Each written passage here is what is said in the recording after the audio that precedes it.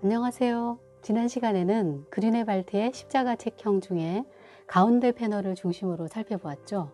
그리고 십자가 책형의 기원과 변화에 대해서도 정리해 보았죠.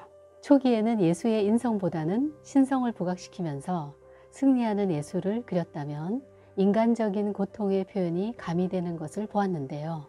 그러면서도 예수는 고통으로 울부짖기보다는 인류를 위해 괴로움을 감내하는 구원의 상징으로 그려졌다는 것을 알 수 있었습니다. 이제 다시 그린의 발트의 그림으로 돌아가면 얼마나 이 그림이 예수의 순환을 적나라하게 표현하고 있는지 더 생생하게 느낄 수 있을 겁니다. 이젠하임 제다나는 독일 국경 지역에 있는 프랑스의 작은 마을 이젠하임의 성 안토니우스 수도원을 위해 그려진 것이에요. 양쪽 날개와 하단 패널을 보도록 하죠. 십자가 책형 왼쪽에는 성 세바스찬이, 오른쪽에는 성 안토니우스가 그려져 있습니다. 하단에는 예수의 매장이 그려져 있고요. 그런데 왜 그 많고 많은 성인 중에 이 두 성인이 그려졌을까요? 성 세바스찬은 화살에 맞고도 죽지 않았고 결국에는 매에 맞아서 죽게 되긴 하지만 화살을 맞고도 죽지 않았기 때문에 죽음을 극복한 성인으로 여겨져서 중세인들을 공포에 떨게 했던 패스트로부터 지켜주는 성인이 됩니다. 성 안토니우스는 피부 질환을 앓는 환자들을 수호하는 성인으로 알려져 있죠. 환자들을 보호하는 성인들이 양쪽 패널에 그려진 데는 특별한 이유가 있습니다. 이 그림이 걸려 있었던 성 안토니우스 수도원에는 피부 질환을 앓는 환자들을 보살피는 병원이 있었는데요. 그 병원에는 온몸에 고름이 맺히고 피부가 썩어가 결국에는 살이 떨어져 나가는 고통을 겪는 맥각병 환자들이 많았다고 합니다. 맥각병, 낯선 이름이죠. 맥각병은 호밀이나 밀, 보리, 귀리의 이삭에 깐부기균이 기생하면서 생기는 병인데 이 균으로 오염된 곡식을 먹으면 사람도 감염된다고 해요. 이렇게 감염된 환자들이 치료와 기도를 하기 위해서 수도원에 머문 거죠. 이들을 위로하고 환자들이 겪는 고통을 함께 하기 위해 그린의 발트가 이 그림을 그렸습니다. 이들에게 피고름을 흘리며 고통스러워하는 예수는 그들이 겪는 고통을 함께하고 대신 짊어지는 구원자인 거죠. 가운데 패널인 십자가 책형만 해도 높이와 폭이 3m 안팎인 거대한 크기로 과학적인 원근법도 인체의 정확한 해부학도 존엄한 자에 대한 이상화도 없이 온몸으로 고통을 견디는 예수의 모습을 처절하게 보여주고 있습니다.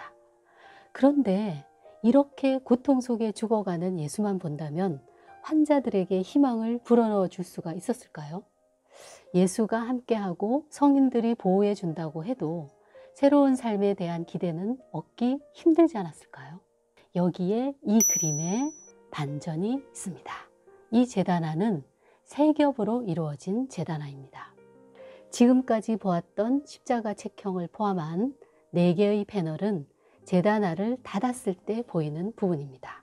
그러니까 성 안토니우스 수도원을 주중에 방문하면 누구나 고통에 찬 예수의 모습을 보게 되는 거죠. 그런데 십자가 책형 가운데 부분, 그러니까 십자가 세로목 왼쪽 끝 부분이 바로 열리는 부분, 바로 이 부분입니다. 이 부분을 열어서 펼치면 화려한 4개의 패널이 나타나는데 전체 폭이 6m 가까이 됩니다. 일요일과 축일이 되면 평소에 늘 보던 고통에 찬 예수가 아니라 안쪽 패널에 그려진 탄생과 부활의 순간을 영접하는 거죠. 앞에서 보았던 것과 달리 빛으로 환하게 빛나고 있죠. 맨 왼쪽에는 마리아에게 예수의 잉태를 천사가 와서 알리는 수태고지가 그려져 있습니다. 그 다음은 천사들의 합창과 예수 탄생이 있고요. 오른쪽 끝에는 부활한 예수가 무덤에서 나와 승천하는 모습이 보입니다. 부활의 순간이 눈부시게 그려져 있죠. 예수 탄생이 인상적인데요. 풍성하고 붉은 긴 옷을 입은 마리아가 얼굴에 미소를 띠며 사랑스러운 표정으로 아기 예수를 바라보고 있어요. 아기도 엄마를 바라보고 있어서 여느 모자의 다정한 모습처럼 보이죠. 그런데 마리아의 화려한 의상과 어울리지 않게 아기를 감싼 강보는 누더기처럼 해졌어요. 아마도 가난한 자, 헐벗은 자들과 함께하는 예수를 나타내기 위한 장치가 아닌가 생각해 볼 수 있겠습니다. 4개의 패널이 다 환하게 빛나지만 특히 승천하는 예수는 좀 과하다 싶을 정도로 밝게 그려졌어요. 숨을 거둘 때는 정말 피고름이 쏟아지는 볼 수 없는 참혹한 풍경이었죠. 그 피부가 다 씻은 듯이 나아서 완벽하게 깨끗합니다. 양팔을 들고 마치 V자를 그리듯 승리의 기쁨을 마음껏 드러내고 있는 것도 재미있죠. 피부병으로 고생하고 있던 환자들에게 이 그림이 얼마나 큰 희망을 주었을지 짐작이 됩니다. 이제 마지막으로 한 번 더 가운데 부분을 열면 중앙에 니콜라 드 아그노의 조각과 양 끝에 그리네발트가 그린 회화가 양쪽 패널에 나타납니다. 조각은 가운데에 성 안토니우스, 왼쪽에는 4세기의 교부 철학자 성 아우구스티누스, 오른쪽에는 최초로 성서를 라틴어로 번역한 성 히에로니무스, 날개에는 왼쪽에 성 안토니우스와 성 바울의 만남, 오른쪽에 성 안토니우스의 유혹이 그려져 있습니다. 아래쪽에는 예수와 12제자가 표현되어 있고요. 아주 복잡한 구성이죠. 그런데 문터린된 미술관에 가시면 이 3중 제단화가 해체되어 있어서 각각 다 보실 수 있습니다. 우선 십자가 책형이 관람객의 눈에 먼저 들어옵니다. 끔찍하고 고통스러운 죽음의 어둠이 우리를 짓누르는 느낌을 받으며 서서히 그림에 다가가게 되죠. 십자가 책형을 본 다음 좀 더 가면 십자가 책형 바로 뒤쪽에 수태고지와 부활 장면이 관람객을 맞이합니다. 원래는 앞에서 본 대로 6m에 이르는 내폭이지만 2폭씩 나눠서 전시되어 있어요. 앞의 끔찍한 고통과 어둠과는 달리 환한 그림을 보면 같은 화가가 그린 것이 맞나 싶을 정도로 분위기가 완전히 다르죠. 그렇긴 해도 16세기 초에 그림을 보는 기독교인들과 환자들에게는 하느님의 아들이 죽음을 넘어 영원한 생명으로, 육신을 넘어 찬란한 빛으로 떠오르는 장면 앞에 눈이 부셨을 겁니다. 절망에 빠진 사람들에게 극도의 반전을 주고 싶은 마음에서 그렇게 그린 것이겠죠. 이제나임 제단화는 죽음을 생명으로 바꾸는 기독교의 기적을 그 어떤 순환도보다 강력하게 실현하고 있다고 할 수 있습니다. 오랫동안 잊혀졌던 이제나임 제단화를 예찬하여 전 세계인들의 관심을 촉발시켰던 사람이 있습니다. 바로 프랑스 작가인 위스망스인데요. 위스망스는 거꾸로라는 소설로 유명하죠. 책에서 위스망스는 자, 무너져라, 사회여, 제발 죽어라, 낡은 사회여 라고 외치죠. 거꾸로는 당시 문단을 지배하던 에밀 졸라와 졸라로 대표되는 자연주의의 염증을 느끼고 새로운 문학을 꿈꾸고 있던 그가 세상에 내놓은 역작이라고 할 수 있습니다. 또한 위스망스는 현대예술과 어떤 이들이라는 미술 평론집까지 냈을 정도로 미술에 관심이 깊었죠. 작가는 그리네발트에게서 자신이 나아갈 미학적 이상이 구현되었다고까지 생각했어요. 자신이 생각하는 새로운 미학을 몇백 년 전 화가가 이미 보여주었다고 확신한 거죠. 과도하고 격렬하고 추악하고 끔찍한 육체와 물질의 세계를 극도로 사실적으로 표현하고 동시에 그 끔찍함을 잊어버리고 극복하는 고양된 영혼을 느끼게 하는 미학을 그리네발트가 훌륭하게 보여준 거라고 할 수 있겠죠.